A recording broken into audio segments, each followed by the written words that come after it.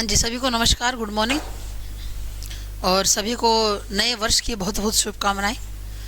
जितने भी बच्चे हमारे ऑफलाइन बैठे हैं और जो ऑनलाइन जुड़े हैं, ठीक है, उन सभी को उनके आने वाले भविष्य के लिए शुभकामनाएं भाई।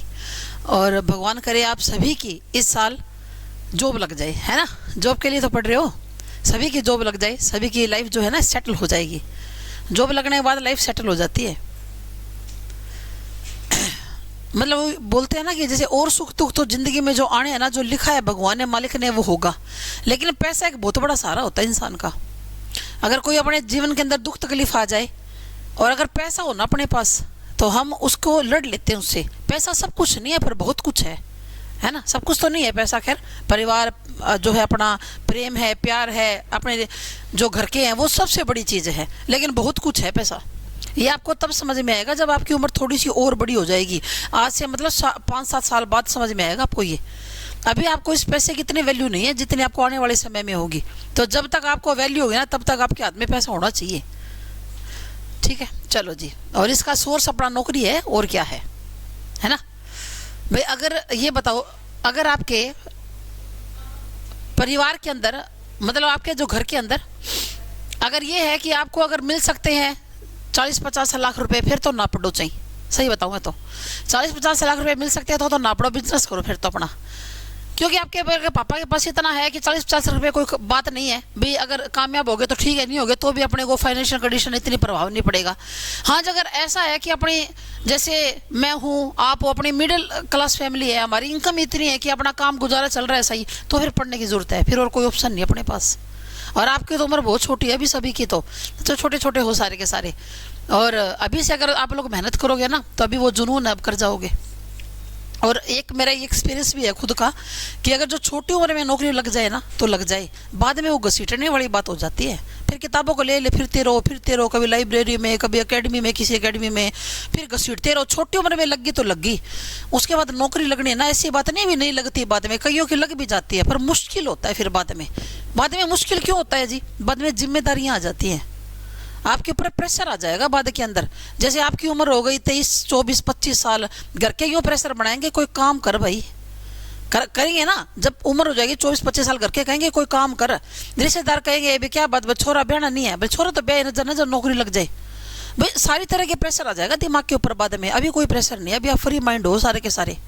तो पढ़ो मन लगा के, और ये जो जाति सरकार है ना, ये लगा के जाएगी, बात बन जाएगी आपकी। अगर आपने थोड़ा सा भी ध्यान दे लिया और अच्छे तरीके से आप पढ़ लिए तो चलो जी, करते हैं अपने टॉपिक को शुरू। और हमारा जो टॉपिक है वो चल रहा था, वर्णमाला तो हमने कर ली थी, वर्णमाला तो हमारी पूरी हो चुकी थी। हमने जो 52 वर्ण है वो हमने कर लिए, 52 वर्ण हम लोगों ने कर लिए थे अच्छी तरह से। अब बात करते हैं सबसे पहले हम लोग स्वर की।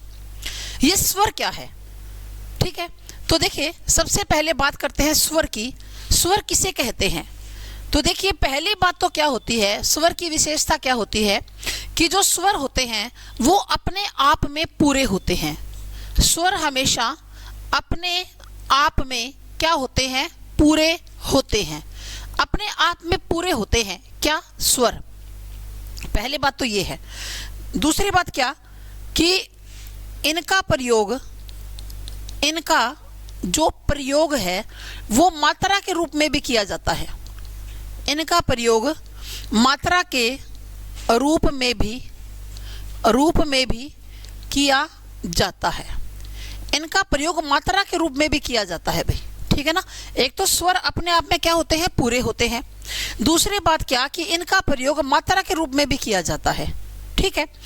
फिर देखो, स्वर की परिभाषा क्या होगी? स्वर की जो परिभाषा है, यानी कि जो डेफिनेशन जिसको आप बोलते हो, वो क्या होगी कि जिन वर्णों को बोलते समय, जिन वर्णों को बोलते समय प्राणवायु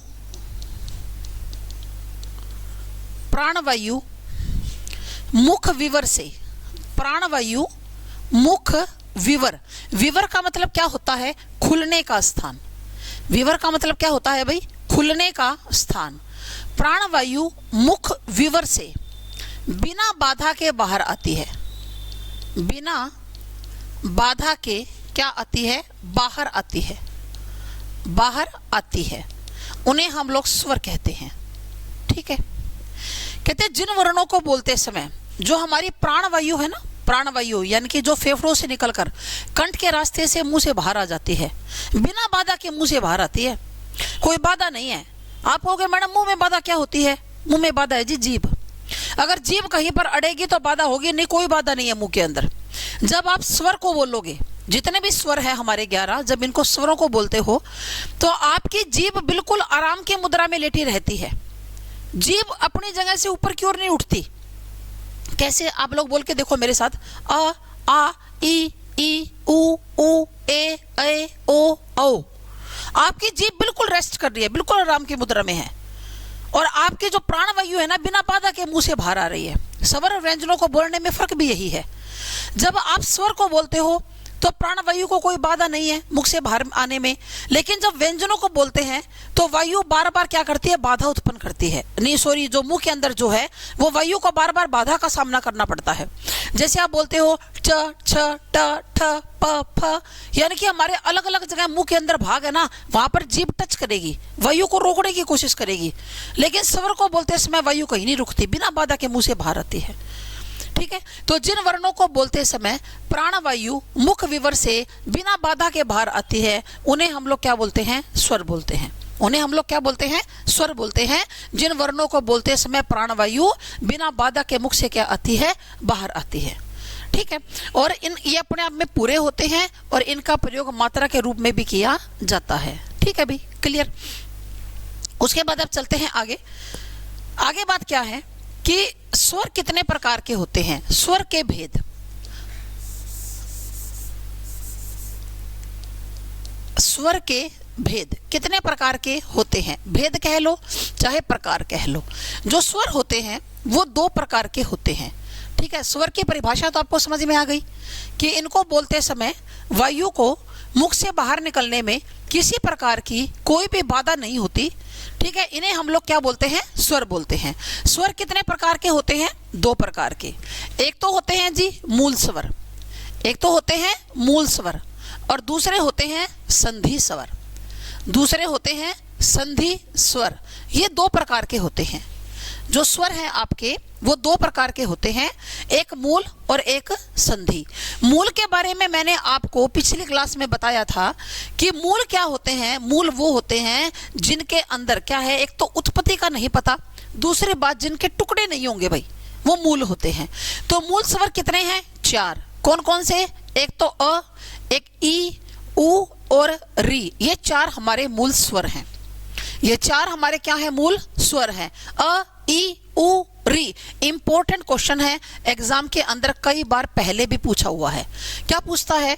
इनमें से कौन सा मूल स्वर है और कौन सा मूल स्वर नहीं है। ये प्रश्न एग्जाम के अंदर पहले भी कई बार आ चुका है भाई, कौन सा मूल स्वर है और कौन सा मूल स्वर नहीं है। उसके बाद है जी संधि। संधि का अर्थ क्या होता है? मिलना। संधि का अर्थ होता है मिलना, कि जो मिलने से बने हैं। कौन कौन से? एक तो हमारा आ बच गया, जो बच गए वो सारे यहाँ लिख दो। 4 को छांट दो 11 में से, और जो बच गए कितने बच गए? 7। 11 में से 4 गए 7। 7 को आप लोग यहाँ लिख दो। आ, बड़ी ई, उसके बाद बड़ा ऊ, फिर है ए, उसके बाद ए, फिर ओ और औ। ये चारों हमारे क्या है? ये 7 हमारे क्या है? ये 7 हमारे संधि स्वर हैं, यानी कि ये मिलने से बने हैं। ये 7 हमारे संधि स्वर हैं। आ कैसे बनता है? आ बनता है ए के साथ ए को मिलाने से। बड़ी ई बनती है दोनों छोटी ई को मिला देने से। बड़ा ऊ बनता है जब दोनों ऊ को हम लोग मिलाएंगे। ए बनेगा ए के साथ ई को मिलाने से। ए बनेगा ए के साथ इस वाले ए को मिलाने से। ठीक है ना? ए के साथ अगर ये वाला ए मिलाएंगे तो क्या बन जाएगा? आए बन जाएगा। ठीक है ना? ओ कैसे बनता है? ए के साथ ऊ को मिलाने से। और ओ बनेगा ए के साथ जब इस ओ को मिलाएंगे तो क्या बन जाएगा? औ बन जाएगा भाई। तो क्या बन जाएगा? औ बन जाएगा। ये हमारे संधि स्वर है। संधि का मतलब ही मिलना होता है, यानी कि ये मिलने से बने हैं। ये कैसे बने हैं भाई? ये मिलने से बने हैं। इन्हें मूल स्वर कहते हैं, इन्हें संधि स्वर कहते हैं। इसके बाद इन्हें और कौन से बोलते हैं? इन्हें बोलते हैं कि लघु स्वर। इन्हें लघु स्वर भी बोलते हैं। लघु का मतलब क्या होता है? छोटा। और संधि स्वर, इनको दीर्घ, इनको बड़ा स्वर भी बोलते हैं, दीर्घ स्वर, इनको दीर्घ स्वर भी बोलते हैं। और ये दीर्घ और लघु का सिस्टम जो है वो छंद के टॉपिक में आएगा आपके सामने भाई। जो छंद होते हैं, आपने 10th क्लास में छंद किए हुए हैं, 2 छंद आपने 10th क्लास में पढ़े थे, एक तो दोहर, दूसरा चौपाई, याद है? एक तो दोहर, दूसरा चौपाई पढ़ा था ना। चौपाई के अंदर 16 मात्राएं होती है, दोहे के अंदर विषम चरणों में 13 सम चरणों में 11 मात्राएं होती हैं। तो जो ये मात्राएं गिनने का सिस्टम है, छंद का टॉपिक मैं भी करवाऊंगी आपको, क्योंकि छंद का टॉपिक कंपटीशन एग्जाम के अंदर आता है और हमेशा 2 ही छंद आते हैं। जो भी +2 बेस के ऊपर जो पेपर होता है, ठीक है ना, +2 बेस पर पेपर होता है, 10th बेस पर पेपर होता है, उसमें 2 ही छंद आते हैं, एक तो दोहर, दूसरा चौपाई, ठीक है ना। एक मिनट ठहरो,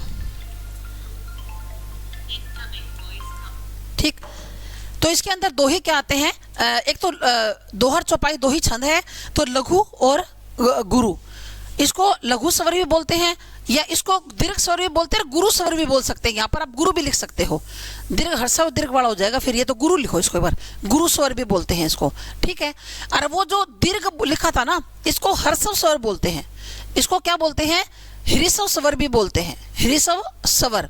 और इसको क्या बोलते हैं भाई, दीर्घ स्वर बोलते हैं। आप कहोगे मैडम ये हृस्व का क्या चक्कर है, ये हृस्व और दीर्घ क्या होते हैं, हृस्व और दीर्घ। देखो भाई, इस तरह से इसको देखो कि आप याद किया करते थे, 10th क्लास तक आपने खूब पढ़ा है क्या, कि उच्चारण काल के आधार पर, उच्चारण काल के आधार पर, काल का मतलब समय, उच्चारण काल के आधार पर स्वर कितने प्रकार के होते हैं। तो आप कितने प्रकार के कहते हो जी, 3 प्रकार के। उच्चारण काल के आधार पर 3 प्रकार के होते हैं। पहला कौन सा, पहला होता है हर्षव, दूसरा होता है कौन सा, दीर्घ, और तीसरा कौन सा होता है भाई, पलुत। तीसरा होता है पलुत। इंपॉर्टेंट टॉपिक है, कई बार एग्जाम में यहां से क्वेश्चन आता है। हर्षव क्या है, हर्षव स्वर कौन से होते हैं, ये कहता है उच्चारण काल। काल का मतलब क्या होता है भाई, समय। उच्चारण का मतलब, जिसको आप इंग्लिश में प्रोनाउंसिएशन बोलते हो, कि जब आप स्वरों को बोलते हो, उच्चारण करते हो स्वरों का, तो उसके आधार पर समय कितना लगता है, कितना समय लगता है बोलने में। तो कहता है जी 3 प्रकार का है, हर्षव, दीर्घ और पलुत। हर्षव का मतलब होता है कि कम से कम समय लगता है, ठीक है ना, कि हर्षव उनको कहते हैं कि जिन स्वरों को बोलने में कम से कम समय लगे, जिन स्वरों को बोलने में, जिन स्वरों को बोलने में कम से कम समय लगे, जिन स्वरों को बोलने में कम से कम समय लगे, उन्हें हम लोग क्या बोलते हैं भाई, हृस्व स्वर बोलते हैं। क्या बोलते हैं, हृस्व स्वर। ये कौन कौन से हैं, ये 4 हैं, अ, ई, उ और री, अ, ई, उ और री। अब ये देखो, यही थे अ, ई, उ और री, इसलिए हमने इनको क्या कह दिया, हृस्व स्वर कह दिया। इनको बोलने में टाइम नहीं लगता भाई, आप फटाक से बोल सकते हो, अ, ई, उ, री, टाइम नहीं लगेगा, ठीक है। उसके बाद देखो दीर्घ। दीर्घ का मतलब ही क्या होता है, बड़ा। दीर्घ का मतलब क्या होता है, दीर्घ का मतलब होता है जी बड़ा। तो बड़ा का मतलब कि जिनको बोलने में हर्षव से ज्यादा समय लगे। आप क्या कहोगे कि जिन स्वरों को बोलने में, जिन स्वरों को बोलने में हृस्व से दुगना समय लगता है, हृस्व से दुगना समय लगता है, ठीक है। उनको हम लोग क्या बोलते हैं, उनको हम लोग दीर्घ स्वर बोलते हैं। जिन स्वरों को बोलने में हृस्व से 2 गुना समय, 2 गुना डबल टाइम लगता है भाई, उनको हम लोग क्या बोलते हैं, दीर्घ बोलते हैं। अब देखो ये जो है आ, ई, उ, ए, ओ, औ, उनको हम लोग क्या बोलते हैं, दीर्घ स्वर बोलते हैं, क्योंकि इनसे डबल टाइम लगेगा। एक तो आप इनको बोलो अ, ई, उ, री, कम समय लगा। एक इनको बोलो आ, ई, उ, ए, ओ, औ, तो इनको बोलने में टाइम क्या लगता है, इससे डबल लगता है, ठीक है। उसके बाद देखो, उसके बाद है, एक मिनट, हाँ, पलुत। पलुत कौन से होते हैं, पलुत वो होते हैं जिनमें हर्षव से तो तिगुना, क्या बोलते हो आप, हर्षव से कितना टाइम लगेगा, तिगुना, 3 गुना समय लगेगा। और दीर्घ से क्या लगेगा, दुगुना। दीर्घ से क्या लगेगा भाई, दुगुना, यानी कि इससे डबल टाइम लगता है। ये कौन से होते हैं, ये होते हैं ओम, हे राम, पुकारने आदि में जिसका प्रयोग किया जाता है, हम कहते हैं ना ओम, योग आदि में भी प्रयोग किया जाता है, या हे राम, जहां लंबा उच्चारण लेकर जाना हो। तो इनको याद रखना, यहां से प्रश्न कई बार एग्जाम के अंदर बनता है। ह्रस्व, दीर्घ, प्लुत। ह्रस्व क्या कि जिन स्वरों को बोलने में कम से कम टाइम लगे, अ, ई, उ, री, ठीक है। दीर्घ, जिन स्वरों को बोलने में ह्रस्व से दुगना समय लगे, कौन से, आ, उ, बड़ी ई, ए, ऐ, ओ, औ, और ह्रस्व से तिगुना और दीर्घ से दुगुना, ओम, हे राम, अरे मोहन, हे भगवान, जहां पर आपको लंबा उच्चारण लेकर जाना हो, वो कौन से होते हैं, वो प्लुत स्वर होते हैं, ठीक है। ये मैंने आपको कि मैडम आपने वहां क्यों लिखवाए, तो ये मैंने आपको इसीलिए लिखवाए कि आपको एक में ही समझ में आ जाएगा कि मूल स्वर, लघु स्वर, ह्रस्व स्वर एक ही बात है, संधि स्वर, गुरु स्वर, दीर्घ स्वर एक ही बात है। भाई बताओ, आगे समझ में? कोई भी टॉपिक कहीं से भी ना समझ में आए, बेझिझक बोल जाया करो भाई, बोलने में कोई शर्म नहीं है ना। कभी भी ये नहीं सोचना चाहिए कि अगर मैं क्यों बोलूं, मेरे को नहीं समझ में आया, और बच्चे तो बोल ही नहीं रहे, है ना, और बच्चे तो बोल ही नहीं रहे, तो ऐसा कभी भी नहीं सोचना चाहिए। आपकी फीस आपने भर रही है, नौकरी आपने लगनी है ना, फीस आपकी आपके जेब से निकली है, आपको दूसरे से कोई ठेकेदारी नहीं है दूसरे की। किसी को भी अगर कहीं से भी ना समझ में आए, फटाक से हैंड रेस करके बोल दिया करो, मैडम मेरे को समझ में नहीं आया, दोबारा बताओ। पूछने में कभी मेरे से क्या, किसी भी टीचर से मत शर्माना। कोई आपको यहाँ मैथ पढ़ा रहा है, रीजनिंग पढ़ा रहा है, कोई हरियाणा जी के पढ़ा रहा है, कभी भी मत शर्माना पूछने में। ये फट से पूछा करो कि मेरे को सर समझ में नहीं आया, मुझे बताओ क्या होगा इसका, दोबारा बताओ। तो हमारा काम है कि हम आपको दोबारा करवाएंगे, ठीक है। चलो जी, क्लियर बात, बढ़े आगे।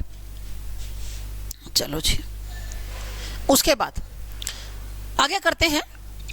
आगे है जी, जीभ के प्रयोग के आधार पर, जीभ के प्रयोग के आधार पर कितने प्रकार के होते हैं स्वर। जीभ के प्रयोग के आधार पर कितने प्रकार के होते हैं स्वर, ठीक है। जीभ के प्रयोग के आधार पर कितने प्रकार के होते हैं जी, 3 प्रकार के। 3 प्रकार के होते हैं, कौन कौन से? एक तो होते हैं अग्र स्वर, एक तो होते हैं अग्र स्वर, एक होते हैं मध्य स्वर, एक होते हैं मध्य स्वर, और एक है जी पश्च स्वर। एक है क्या, पश्च स्वर। ये 3 प्रकार के होते हैं, अग्र, मध्य और पश्च। जीभ के प्रयोग के आधार पर 3 प्रकार के होते हैं, अग्र, मध्य और पश्च, ठीक है ना। अग्र, मध्य और पश्च, ये 3 प्रकार के होते हैं। अग्र स्वर कौन से होते हैं? जिनको बोलते समय हमारे जीभ की जो नोक है वो क्या हो जाती है, वो एक्टिव हो जाती है। एक्टिव माना सक्रिय हो जाती है। हमारे जीभ की नोक एक्टिव हो जाएगी। जीभ की जो नोक है, ये आगे वाला हिस्सा देखो, ऐसे हम लोग अपनी जीभ को बना दिया हमने, ये अब क्या है, जीभ की नोक है, ठीक है। ये कौन कौन से होते हैं? ई, बड़ी ई, उसके बाद ए और ऐ। इन चारों को बोलते समय आपकी जो जीभ की नोक है वो क्या हो जाती है, एक्टिव। जीभ की नोक क्या हो जाएगी, एक्टिव। कैसे? जब आप इनको बोलोगे, कैसे बोलोगे, ई, ए, ऐ, आपकी जीभ की नोक हिल रही है और आपके ये जो नीचे वाले दांत है ना, इसके पीछे वाले भाग को रगड़ खा रही है। बोल के देखो, बोलने में कोई शर्म नहीं है, सीखने में कोई शर्म नहीं है। ई, ए, ऐ, जीभ की नोक आपकी रगड़ खा रही है। कहां पर? नीचे वाले दांत के पीछे वाले भाग को रगड़ खा रही है। यानी कि जीभ की नोक क्या हो चुकी है, एक्टिव हो चुकी है। अगर प्रैक्टिकली बोल के देखोगे भूलोगे नहीं। मध्य का मतलब क्या होता है, बीच में। मध्य का मतलब क्या होता है, बीच में। यानी कि जिन स्वर को बोलते समय आपकी जीभ मध्य भाग में आ जाती है, वो एक ही है, अ। और अ को केंद्रीय स्वर भी कहा जाता है। एक बार एग्जाम में इसको केंद्रीय स्वर से पूछा गया था कि केंद्रीय स्वर बताइए कौन सा है, तो ए क्या होता है, केंद्रीय स्वर होता है। आप कहोगे बीच में कैसे आ जाएगी मैडम? जब आप बोलोगे अ, तो देखो आपकी जीभ थोड़ी नीचे की ओर खिसकेगी, अ नीचे की ओर चलेगी थोड़ी सी, अ बिल्कुल नीचे नहीं गई, हल्की सी गई है, अ थोड़ी सी नीचे की ओर खिसक गई जीभ आपकी, है ना। और पश्च का मतलब क्या होता है, पीछे या बाद में या नीचे। जिनको बोलते समय आपकी जीभ बिल्कुल नीचे चली जाती है। कौन से जो बच गए, कौन कौन सा बच गया? आ बच गया, उसके बाद ऊ, बड़ा ऊ, फिर ओ और औ, ये हमारे बच गए। कैसे बोलोगे? आ, ऊ, ओ ओ। आपकी जीभ बिल्कुल नीचे जा चुकी है। अपनी जीभ पर ध्यान करो और बोल के देखो इनको एक बार। अपनी जीभ पर ध्यान कीजिए और बोल के देखिए, आपकी जीभ बिल्कुल नीचे जा चुकी है। री को उच्चारण में शामिल नहीं किया जाता कभी भी। अगर आपसे ये पूछे कि स्वर कितने हैं तो कितने बताओगे? 11। अगर ये पूछ ले उच्चारण के आधार पर स्वर कितने हैं तो 10 बताना। फिर री को उच्चारण में शामिल नहीं किया जाता कभी भी। हिंदी में री का प्रयोग होता ही नहीं है। री का प्रयोग केवल संस्कृत में होता है, हिंदी में री का प्रयोग नहीं किया जाता कभी भी। क्या कहोगे कि री को उच्चारण में शामिल नहीं किया जाता? लिख लो नोट डालकर कि री को उच्चारण में शामिल नहीं किया जाता, क्योंकि बाद में आप बातें भूल जाते हो।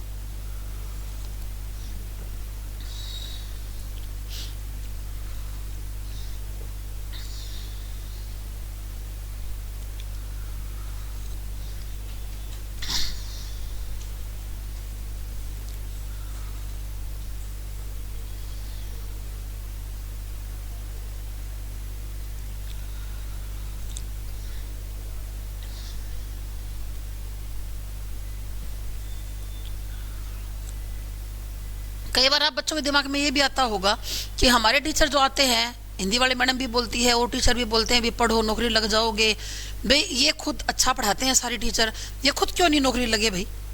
तो बात वही है कि अब हमारे ऊपर बहुत सारी जिम्मेदारियां हैं। अब हिंदी वाला सब्जेक्ट तो अपना जमा टनाटन है। अब एक बात है, अगर SSC GD का मैं पेपर दूं तो हिंदी में तो मेरे 20 नंबर पक्के हैं, बाकी के 60 नंबर कैसे लूं भाई? क्योंकि वो पढ़ने के लिए टाइम ही नहीं है। जिम्मेदारियां इतनी ज्यादा है, घर की, परिवार की, बच्चों की, इतना दिमाग बटा हुआ है कमाने में, है ना। यहाँ आज यहाँ लेक्चर, अब यहाँ लेक्चर है, अब ये लेक्चर लेना, अब ये लेक्चर तैयार करना है। इतनी जिम्मेदारियां हैं कि अब हमारे पास पढ़ने के लिए टाइम ही नहीं है। हम अपने सब्जेक्ट को अच्छा तैयार कर है हमारा, वो हम पढ़ा देते हैं, उसको हम टाइम टू टाइम अपडेट भी करते हैं अपने सब्जेक्ट को, लेकिन अदर सब्जेक्ट पढ़ने का हमारे पास टाइम ही नहीं होता। लेकिन आप लोगों के पास ना कोई जिम्मेदारियां हैं, आपके पास टाइम ही टाइम है। आपको यूँ थोड़ी ना कि घर पे कमा के लेके जाना है, नहीं तो खर्चा कैसे चलेगा, ये जिम्मेदारी तो नहीं है ना। अब आपका फ्री माइंड है, अब पढ़ो जीभ लगा के खूब, नहीं तो कल को फिर जैसे आज जो हम लोग सबको समझा रहे हैं ना, कल आप भी समझाते फिरोगे।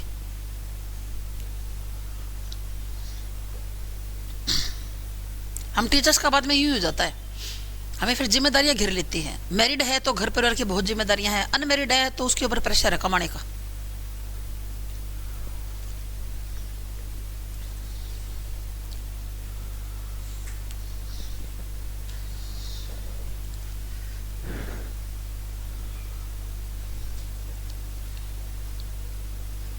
चलो जी अब चलते हैं आगे।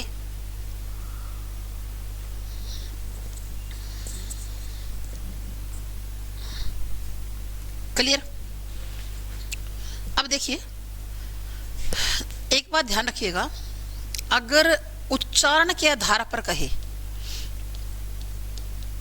कि उच्चारण के आधार पर कितने होते हैं स्वर, तो आप कहोगे 10। री नहीं होता। अगर आपसे ये पूछे कि उच्चारण काल के आधार पर, काल का मतलब समय, काल के आधार पर, फिर 3 बताओगे, हर्षव, दीर्घ और प्लुत। अब ये भी तो करवाए आपको, हर्षव, दीर्घ और प्लुत। इन दोनों में ध्यान रखना, कहीं कंफ्यूज हो जाओ। अगर आपको खाली उच्चारण के आधार पर पूछे ना कि प्रोनाउंसिएशन के आधार पर कितने प्रकार के होते हैं, तो कहोगे 10। री नहीं होता भी। अगर ये बात आ जाए उच्चारण काल, जब आप बोलते हो, है ना, उस काल समय के आधार पर कितने हैं, तो फिर 3 बताओगे। कम से कम समय लगता है, ज्यादा लगता है, बहुत ज्यादा लगता है। ठीक है, क्लियर बात है। उसके बाद देखिए अगली बात क्या कि ओहोटो की आकृति यानी कि ओष्ठाकृति के आधार पर, उसके बाद है ओष्ठाकृति के आधार पर स्वर कितने प्रकार के होते हैं। ये तो आप अपने आप भी कर लोगे मेरे बिना बताए भी। एक तो होता है जी वृत्ताकार और एक होता है अवृत्ताकार। 2 प्रकार के होते हैं, वृत्ताकार और अवृत्ताकार। वृत्त का आकार, वृत्त का मतलब क्या होता है? घेरा। वृत्त का आकार कि जिनको बोलते समय हमारे होठ वृत्त का आकार बनाते हैं, हमारे होठ गोल घेरा बनाते हैं। कौन कौन से आप अपने आप ही बता दोगे मुझे? एक तो ऊ, एक बड़ा ऊ, एक ओ और एक औ। बताओ इन चारों को बोलने से होठ गोल होते कि नहीं होते ना? उ उ ओ औ वृत्त का आकार बनता है। वृत्त माना सर्कल, सर्कल का आकार बनेगा। अवृत्ताकार, ए का मतलब क्या होगा? नहीं, मैंने आपको बताया था अगर किसी मूल शब्द से पहले ए आ जाए नहीं का भाव बताएगा। नहीं बनता वृत्त, जो बच गए सारे इसमें रख दो। ए बच गया, फिर आ बच गया, दोनों ई आ गई, दोनों ऊ यहाँ आ गए, ए और ए आ गया, ये दोनों यहाँ आ गए। री को अपन ने लेना ही नहीं, री को उच्चारण में शामिल किया ही नहीं जाता, तो री को तो हमने लेना ही नहीं इसके अंदर, वो नहीं आएगा, बाकी ये सारे आ जाएंगे। ठीक है, अब देखो उसके बाद क्लियर, वृत्ताकार अवृत्ताकार। अगर यूं आ जाए क्या कि मुखाकृति, यानी कि मुख की आकृति, मुखाकृति ये लास्ट है, इसके बाद हमारा स्वर का टॉपिक कंप्लीट हो जाएगा और हम लोग व्यंजन का टॉपिक शुरू करेंगे इसके बाद। मुखाकृति, मुख की आकृति, या आपसे यूं भी पूछ सकता है मुख विवर, या आपसे मुख विवर। विवर का मतलब आप सभी को पता ही है, मैंने आपको अभी भी बताया, क्या? खुलने का स्थान। इसका अर्थ क्या होता है? खुलने का स्थान। मुख विवर कहते हैं मुख की आकृति या मुख के खुलने का स्थान के आधार पर कितने प्रकार के होते हैं, के आधार पर कितने प्रकार के होते हैं स्वर। तो आप क्या कहोगे जी? 4 प्रकार के होते हैं। कितने प्रकार के होते हैं? ये 4 प्रकार के होते हैं। ठीक है, कौन कौन से? एक तो होता है संवृत, एक तो होता है संवृत। संवृत को आप इंग्लिश में क्या बोलते हो? क्लोज। संवृत को इंग्लिश में क्या बोला जाता है? क्लोज। क्यों बोला जाता है अभी क्लोज? देखो, संवृत, संवृत का संधि विच्छेद क्या होगा? सम प्लस में वृत। सम का मतलब क्या है? संकुचन। सम का मतलब क्या है? संकुचन। और वृत का मतलब क्या होता है? घेरा। वृत का मतलब क्या होता है? घेरा। यानी कि जिसको बोलते समय मुख का घेरा क्या हो जाता है? संकुचित, छोटा हो जाता है, क्लोज, यानी कि मुंह लगभग बंद ही रहता है। संवृत शब्द का मतलब क्या होता है? सम प्लस में वृत। हम जितने भी हिंदी ग्रामर करेंगे ना, मैं आपको सबके अंदर शब्द का ये समझाऊंगी, आपको परिभाषा का रट्टा नहीं मारना पड़ेगा। जैसे अगर हम अलंकार करेंगे अनुप्रास, तो वहां शब्द को तोड़ेंगे अनुप्रास। अनु का अर्थ है पीछे, प्र का मतलब पास में, आस का मतलब आना, पीछे पीछे पास में आएंगे व्यंजन। हम हर एक शब्द को तोड़ के देखेंगे। यमक का मतलब है जी जोड़ा, शब्द जोड़े में आएगा, अर्थ न्यारा न्यारा होगा। श्लेष का मतलब होगा चिपकना, एक शब्द से कई अर्थ चिपके मिलेंगे। हम हर एक शब्द का अर्थ जानेंगे यहाँ पर। ये नहीं कि परिभाषा का रट्टा मरवाऊंगे, जब परिभाषा का रट्टा मारना ही था तो फिर आपको एकेडमी में कोचिंग लेने की जरूरत ही नहीं थी, वो तो वैसे मार लेते किताबों से। लेकिन रट्टा मारा हुआ कंपटीशन एग्जाम में नहीं चलता भाई, यहाँ पर तो आपको समझना पड़ेगा बातों को। ठीक है, तो संवृत का मतलब क्या होता है? संवृत, सम का मतलब संकुचन और वृत का मतलब क्या होता है? घेरा।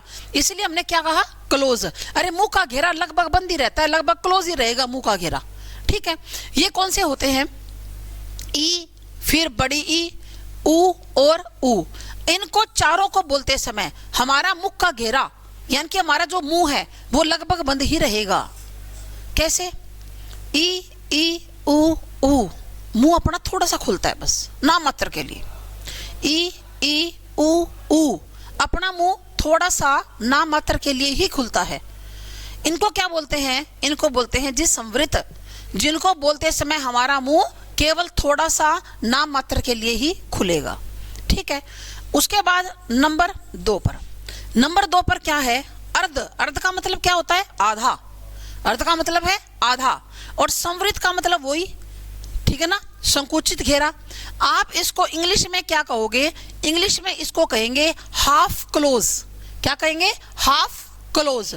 कि मुख का घेरा आधा बंद होता है, मुख का घेरा आधा क्या होता है? बंद होता है। इसका मतलब आधा खुला होगा, है ना, आधा क्या होगा? खुला होगा। इनमें कौन सा आएगा? इनमें आएंगे ए और ओ, यानी कि इनसे ज्यादा मुंह खुल जाता है। कैसे? ई ऊ ए ओ, मुंह थोड़ा ज्यादा खुल गया, खुला ना। इन चारों में तो मुंह थोड़ा सा खुला, बिल्कुल ही नाम मात्र के लिए जमा सा खुला। ई ऊ, इनको बोलेंगे तो ए ओ, थोड़ा ज्यादा मुंह खुल गया, क्योंकि ये हाफ क्लोज है, आधा खुलेगा मतलब आधा बंद रहेगा। ठीक है, उसके बाद नंबर 3 पर, नंबर 3 पर है भाई विवृत। नंबर 3 पर है विवृत, और विवृत को इंग्लिश में क्या बोलते हैं हम लोग? ओपन। विवृत को क्या बोलते हैं? ओपन। अब विवृत का करते हैं, इसको भी तोड़ के देखते हैं। विवृत, वी का मतलब क्या होता है? विस्तृत। वी का मतलब क्या है? विस्तृत। और वृत्त का मतलब घेरा, ठीक है ना, कि घेरा क्या हो जाता है? विस्तृत, बड़ा हो जाता है। जिनको बोलते समय मुंह का घेरा क्या हो जाएगा? बड़ा हो जाएगा। ये कौन सा है भाई? ये है आ। ये सबको आता है, आप सबको आ है ना, ये है आ। आ को बोलने में मुंह सबसे ज्यादा खुलता है। हम किसी बच्चे को कोई चीज खिलाते हैं, चॉकलेट, टॉफी, हम कहते हैं आ कर, ऐसे बोलते हैं ना, आ कर। यूं तो नहीं बोलते ई कर, ऊ कर, है ना। आप डेंटिस्ट के पास जाओगे, दांतों वाले डॉक्टर के पास, सीधा यूं कहेगा, आप कहोगे जी मेरे जाड़ में दर्द है, बोले आ करो जी, आ करो। ये थोड़ा ना कहेगा ऊ करो, ई करो, ऐसे थोड़ा ना कहेगा, क्योंकि आ को बोलने में मुंह सबसे ज्यादा खुलता है। हम खुद बोलते हैं, है ना, आपकी नौकरी लग जाएगी, अपने दोस्तों को कहोगे अरे खुशखबरी है, आ कर, आ कर, आ कर, माने मुंह में मिठाई खिलानी है तेरे, मुंह खोल बड़ा सा, है ना। आ सबसे ज्यादा मुंह खुलता है, इसलिए इसको क्या बोलते हैं? विवृत स्वर बोलते हैं। इसको क्या बोलते हैं? विवृत स्वर बोलते हैं। यानी कि मुंह क्या खुलेगा? सबसे ज्यादा बड़ा मुंह खुलेगा भाई, ठीक है ना। आ सबसे ज्यादा मुंह खुलता है। उसके बाद है जी नंबर 4 पर। नंबर 4 पर क्या है? अर्धविवृत। नंबर 4 पर क्या है? अर्धविवृत। अर्धविवृत का मतलब हाफ। अर्धविवृत का मतलब क्या है? हाफ ओपन, यानी कि मुंह आधा खुलेगा। अर्धविवृत क्या है? हाफ ओपन, मुंह आधा खुलेगा। ये कौन से होते हैं? जो बच गए भाई। अब क्या बच गया? ए बच गया, फिर ए बच गया, और उसके बाद ओ बच गया। तो कैसे कहोगे? अ ए औ, अ ए औ, ठीक है। आप इन दोनों में कंफ्यूज हो सकते हो। यहां पर आपको ये लग सकता है कि मैडम ने ये बताया आधा बंद, और यहां पर क्या बताया? आधा खुला। बात तो एक ही है ना। अब जैसे अपने पास एक पानी का गिलास है भाई, एक पानी का गिलास है, और वो आधे में पानी है, तो आप इसको आधा भरा हुआ कह दो, चाहिए आधा खाली कह दो, वो तो आपके सोचने का नजरिया है भाई। ये एक पर्सनैलिटी टेस्ट होता है, ये एक साइकोलॉजी के अंदर ये एक पर्सनैलिटी टेस्ट होता है। कैसे होता है? बच्चे को ये दिखाया जाता है कि ये आपको क्या दिखाई दे रहा है। अब जैसे आप में से कोई ये कहेगा कि मैडम ये तो आधा खाली है, इसका मतलब उसकी पर्सनैलिटी कैसी है? नेगेटिव वाली। नेगेटिविटी को देख रहा है, पॉजिटिविटी को नहीं देख रहा। एक बच्चा के यूं कहेगा कि मैडम आधा भरा हुआ है, इसका मतलब पॉजिटिविटी को देख रहा है ना। ऐसे होता है ना, जैसे शादी ब्याह में जाते हैं, एक बंदा ऐसा है जो यूं कहेगा बोले और तो प्रोग्राम बहुत बढ़िया था, अगले ने तो रुपए लगा रखे 10 लाख खाने पे, बोले और तो प्रोग्राम बहुत बढ़िया था, फिर चाउमीन कच्ची थी, है ना। इसका मतलब नेगेटिविटी को देख रहा है। एक बंदा यूं कहेगा अरे छोटी मोटी तो होती रहती है, ऐसी तो कोई खास बात नहीं है, कुछ ना कुछ तो एक आधी कमी तो कोई खास बात नहीं है, बाकी प्रोग्राम बहुत जबरदस्त था अगले का। इसका मतलब पॉजिटिविटी को देख रहा है, नेगेटिविटी को नहीं देख रहा। और जो नेगेटिविटी को देखेगा जीवन में नेगेटिविटी भर जाएगी, सीधी बात है। जीवन में अपने आप नेगेटिविटी आ जाती है। जो नेगेटिव लोग होते हैं, पॉजिटिव जो लोग होते हैं, अब आप किसी भी महान आदमी की ऑटोबायोग्राफी पढ़ोगे ना, तो आपको उसमें यही पढ़ने के लिए मिलेगा, पॉजिटिव था लाइफ के प्रति। क्या पॉजिटिव? बहुत अच्छा होगा, बहुत अच्छा, मैं बहुत अच्छा कर जाऊंगा लाइफ के अंदर, मैं बढ़िया करूंगा, मैं सफल हो जाऊंगा, कोई दिक्कत नहीं है, भगवान मेरे साथ है, मैं आगे बढ़ूंगा। वही लोग हमेशा सफल हुए हैं। जिन्होंने ये सोचा ना कुछ नहीं, दुनिया तो खराब है, मेरी जिंदगी तो झंड है, कुछ नहीं, है ना, भगवान ने क्या दिया है, मेरे घर में इतना पैसा भी नहीं है, यूं भी है, फलाना है, वो यूं ही करते रह जाते हैं, सारी मेरी यूं ही करते करते मर जाते हैं एक दिन। उनकी लाइफ कभी आगे बढ़ती भी नहीं है। नेगेटिविटी लाइफ के अंदर नहीं होनी चाहिए। ये नेगेटिविटी है। अगर आप यूँ कहते हो कि आधा खाली है, अगर आप ये कहते हो कि आधा भरा हुआ है, इसका मतलब आपके लाइफ में पॉजिटिविटी है। आप पॉजिटिविटी की तरफ ज्यादा जाते हो, अच्छाई की तरफ ज्यादा जा रहे हो, बुराई की तरफ कम जा रहे हो, ठीक है। तो आप इन दोनों में यूं कंफ्यूज हो सकते हो कि मैडम आधा बंद आधा खुला, बात तो एक जैसी है, देखो कोई फर्क नहीं है।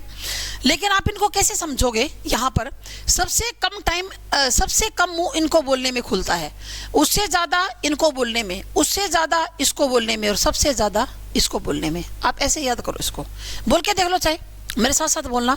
ई उ ए ओ आ ए औ आ। मुंह बारी बारी खुल रहा है, एक बार इतना सा, फिर इतना, फिर इतना, फिर इतना, बारी बारी आपका मुंह खुल रहा है। बारी बारी का मतलब पहले इतना सा खुला था, फिर इतना खुल गया, फिर इतना खुल गया, फिर इतना खुल गया। सबसे कम इनको बोलने में मुंह खुलता है, उससे ज्यादा यहाँ खुल गया, उससे ज्यादा यहाँ खुल गया, और सबसे ज्यादा यहाँ खुल गया, ठीक है। अब आपके स्वर का टॉपिक हो गया जी कंप्लीट। हमने क्या क्या किया, स्वर किसे कहते हैं ये जाना, कि जिनको बोलते समय प्राणवायु मुख विवर से बिना बाधा के बाहर आती है, वो स्वर होते हैं। फिर हमने ये क्या किया कि स्वर दो प्रकार के होते हैं, मूल और संधि। मूल को याद कर लो, संधि को याद मत करो। अ ई उ री ये चार क्या होते हैं, मूल स्वर हैं। मूल स्वर को ही हम क्या बोलते हैं, हर्षव स्वर, और संधि स्वर को क्या बोलते हैं, दीर्घ स्वर बोलते हैं। उसके बाद हमने किया कि जीभ के प्रयोग के आधार पर तीन प्रकार के होते हैं, अग्र, मध्य और पश्च। अगर जीभ की नोक हिलेगी, मध्य जीभ थोड़ी सी नीचे खिसक जाएगी, पश्च बिल्कुल नीचे चली जाएगी। फिर हमने किया वृत्ताकार, अवृत्ताकार। वृत्त का आकार बनाएगा उ उ ओ औ। अवृत्ताकार जिसको बोलने में मुंह वृत्त का आकार नहीं बनाता, बल्कि होठ हमारे फैले रहते हैं, अ आ ई, होठ क्यों फैले रहेंगे, वृत्त नहीं बनाएंगे। फिर अब ये आपके सामने है ही कि मुखाकृति या मुख विवर के आधार पर संवृत, अर्धसंवृत, विवृत, अर्धविवृत।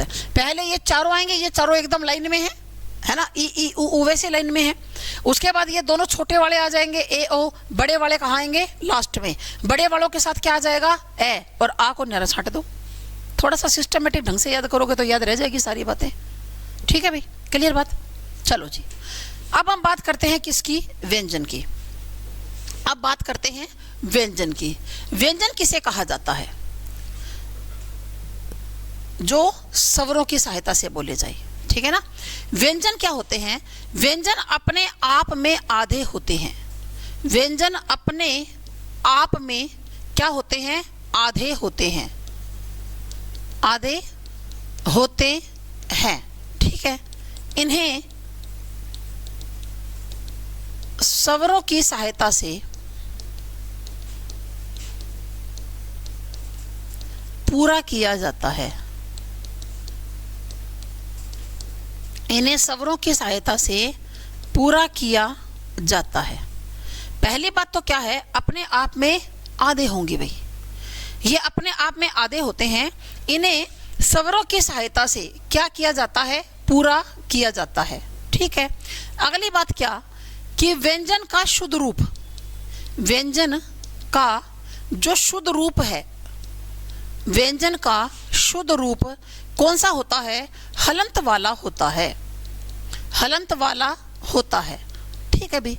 व्यंजन का शुद्ध रूप कौन सा होता है, हलंत वाला। जैसे यहां देखो, द के पैर में क्या लगा हुआ है, हलंत। द के पैर में हलंत लगा हुआ है, इसका मतलब द शुद्ध व्यंजन है, इसमें क्या नहीं है, स्वर नहीं है, इसमें स्वर नहीं मिला हुआ।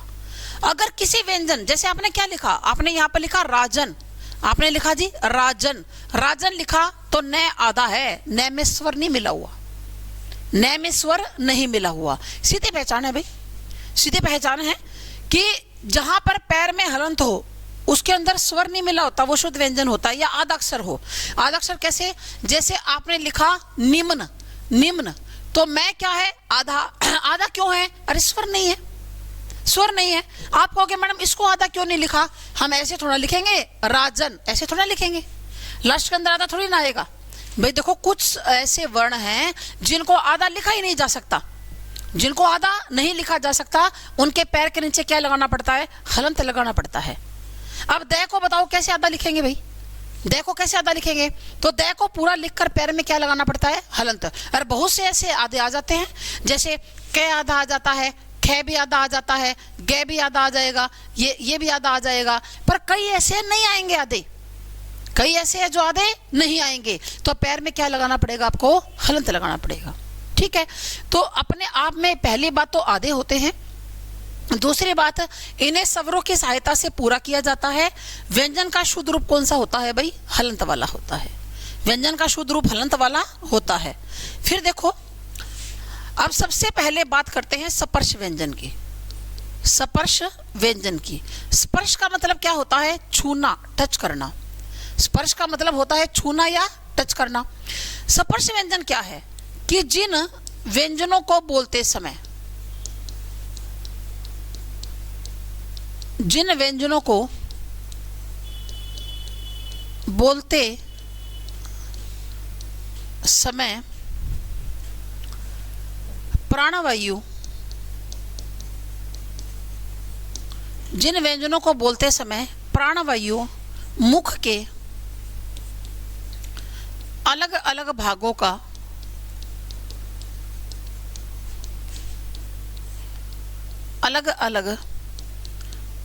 का स्पर्श करती है, उन्हें हम लोग क्या बोलते हैं? स्पर्श व्यंजन कहते हैं। ये कहते हैं कि जिन व्यंजनों को बोलते समय जो आपकी प्राणवायु है वो मुख के अलग अलग भागों का क्या करती है भाई? स्पर्श करती है, मुख के अलग अलग भागों को छूती है। मुख के अलग अलग भाग कौन से हैं? मुख के अलग अलग भाग कौन से हैं? तो सबसे पहले क्या आता है? कंठ। सबसे पहले आता है कंठ। जैसे मैं आपको बताऊं, अगर जैसे अपनी ये क्या है जी? जीभ है। जीभ से ऊपर क्या है? एक छत लगी हुई है। यहाँ पर क्या है? दांत, जिनको दंत्य वर्ण कहते हैं। यहाँ पर क्या है? तालु। ठीक है, यहाँ पर क्या है जी? मूर्धा। और ये आगे यहाँ पर क्या है? ओष्ठ। ये है जी ओष्ठ।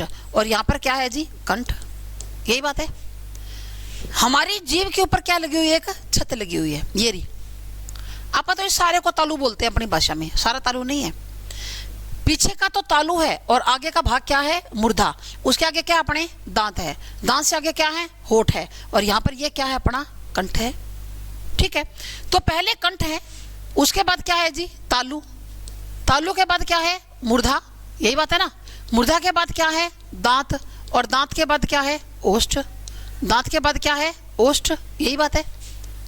ठीक है, तो अब हमारे जो स्पर्श व्यंजन होते हैं वो कितने होते हैं? संख्या में 25। स्पर्श व्यंजन संख्या में कितने हैं? 25 है। अगली बात क्या कहोगे कि स्पर्श व्यंजन